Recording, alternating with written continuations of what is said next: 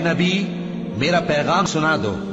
ए मेरे बंदो जो ईमान लाए हो, अपने परवरदिगार से डरो। जिन लोगों ने इस दुनिया में नेकी की उनके लिए भलाई है और अल्लाह की जमीन कुशादा है। जो सब्र करने वाले हैं उनको बेहिसाब सवाब मिलेगा। कह दो कि मुझसे इरशाद हुआ है कि अल्लाह की इबादत को खालिस करके उसकी बंदगी करूं, और यह भी इरशाद हुआ है कि सबसे पहले मैं फर्माबरदार बन जाऊं।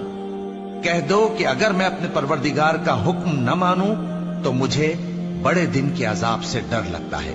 कह दो कि मैं अपने दीन को शिर्क से खालिस करके अल्लाह ही की इबादत करता हूं। अब तुम उसके सिवा जिसकी चाहो परस्तिश करो।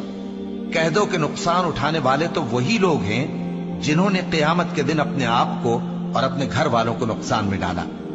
देखो यही सरासर नुकसान है।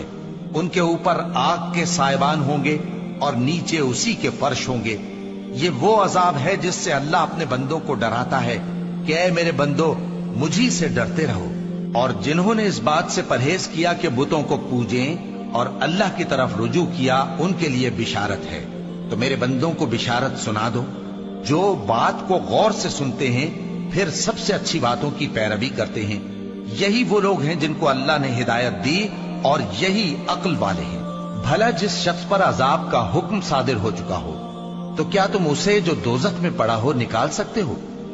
लेकिन जो लोग अपने परवरदिगार से डरते हैं उनके लिए ऊंचे ऊंचे महल हैं जिनके ऊपर बालाखाने बने हुए हैं और उनके नीचे नहरें बह रही हैं।